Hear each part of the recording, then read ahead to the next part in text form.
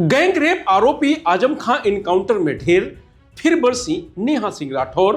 Bhojpuri power star Pawan Singh की तीसरी शादी। डायरी में आज देखिए 3 बड़ी खबरें। नमस्कार, मैं रजनीश यादव, आप देख रहे हैं लोकमत हिंदी।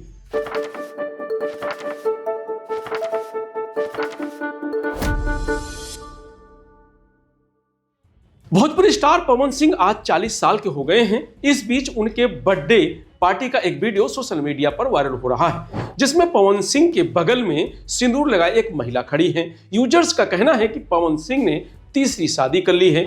पवन सिंह जिस लड़की का हाथ पकड़कर केक कटवा रहे हैं, आखिर वो मिस्ट्री गर्ल कौन है? बर्थडे पार्टी में पवन सिंह के करीब खड़ी महिला का नाम महिमा सिंह है। वो यूपी के बांदा की रहने वाली है। वो पवन सिंह के साथ फिल्म भी कर रही है। पवन सिंह और महिमा सिंह का आज ही सुबह 7 बजे एक गाना लॉन्च हुआ है, जिसका नाम बानी लइका है। इंटरनेट पर यह गाना तेजी से व्यूज बटोर रहा है। पवन सिंह का नया गाना बानी लइका में एक्ट्रेस लीड रोल में है।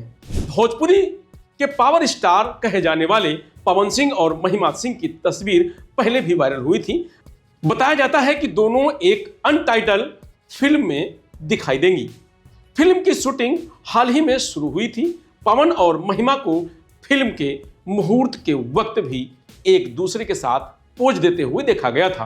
तस्वीरों में दोनों के बीच अच्छा बाउंड नजर दिखा था। वहीं पवन सिंह की पत्नी ज्योति सिंह ने भी अपने पति को जन्मदिन की बधाई दी है।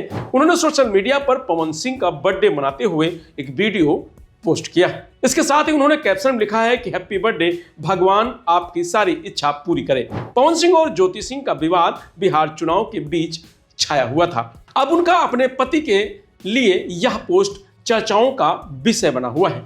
ज्योति सिंह के शेयर किए गए वीडियो में पवन सिंह चारों ओर अपने टीम और सह कलाकारों से घिरे हुए हैं। वह सबसे पहले हाथ जोड़कर सभी को प्रणाम करते हैं। कोई उन्हें बर्थडे कैप पहना रहा है तो कोई उनका बर्थडे कैंडल जला रहा है। पवन सिंह अपने एक महिला मित्र के साथ बर्थडे केक काट रहे हैं। उसके हाथ में लगा केक भी चाट रहे हैं।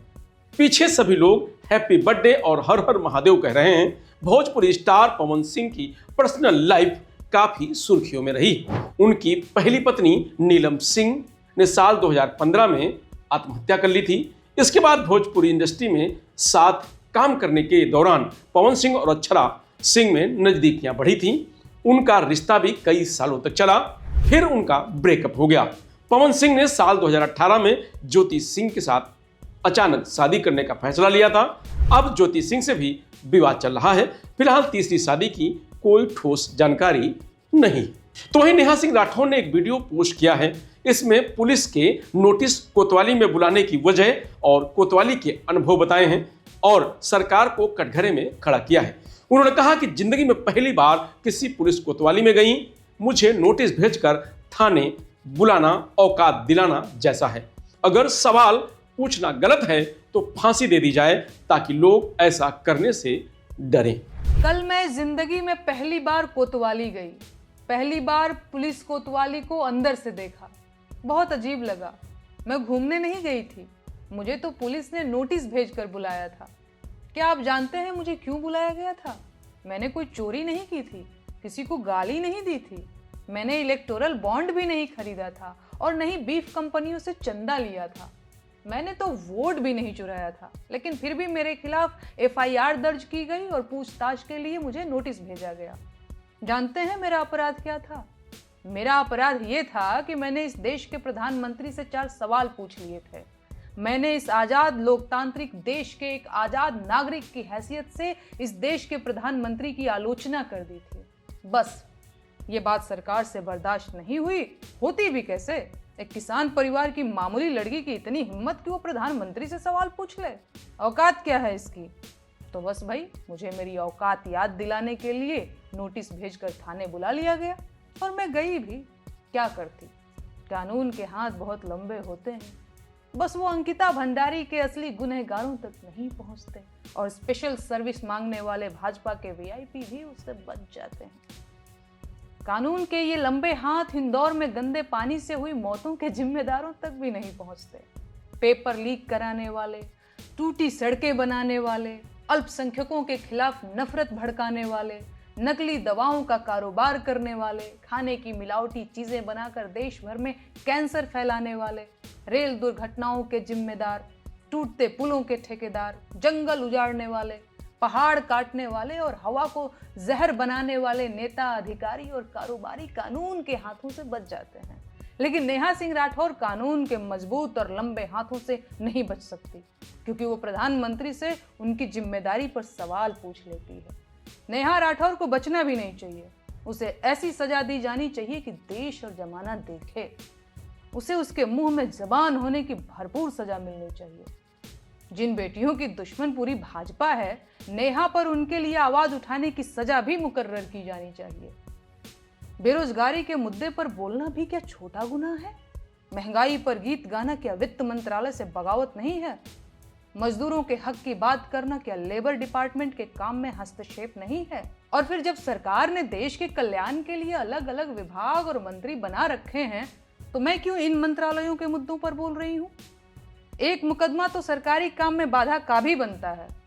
देश में जब महिला आयोग है तो महिला अधिकारों की बात करने वाली मैं कौन होती हूँ? कितनी अजीब बात है ना।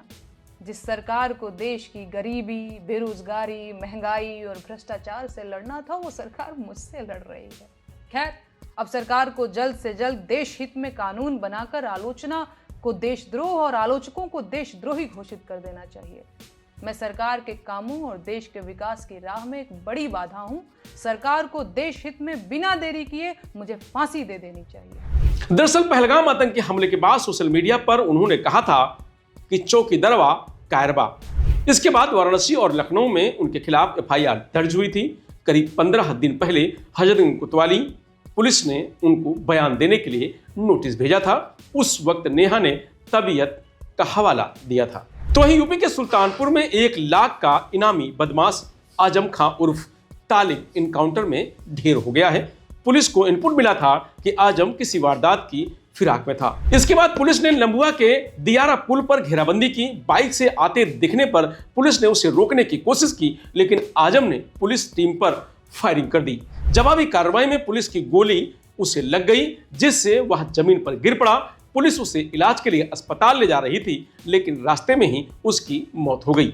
आजम पर गैंगरेप समेत कुल 17 आपराधिक मामले दर्ज हैं। सभी मुकदमे लखीमपुर खीरी और गोला में दर्ज हैं। आजम लखीमपुर खीरी के फरथान थाना क्षेत्र का रहने वाला था।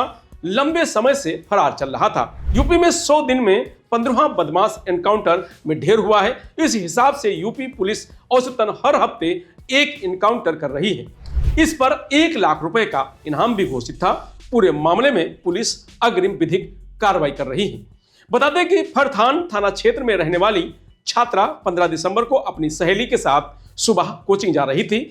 लखीमपुर बेहजम रोड पर लीला कुआं के पास उसको बाइक सवार 3 बदमाश सलमान, मुख्तार और तालिब ने रोक लिया। सड़क किनारे गन्ने के खेत में ले गए। तीनों ने छात्रा के साथ गैंगरेप किया। पीड़िता आरोपी को पहचानती नहीं थी। उसने शक के आधार पर केस दर्ज करवाया। पुलिस ने अपनी छानबीन के दौरान तीनों आरोपियों की पहचान की। आरोपियों को पकड़ने के लिए फरथान पुलिस के अलावा एसओजी को भी लगाया गया था।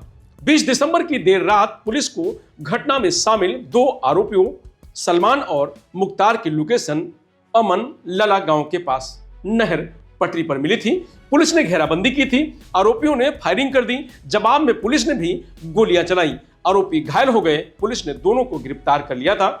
पहचान सलमान उर्फ दानिश निवासी कोठैया थाना फरथान और मुख्तार निवासी भुड़वार थाना गोला के रूप में हुई थी। फिलहाल यूपी डायरी में आज इतना ही। आप देखते रहिए लोकमत हिंदी।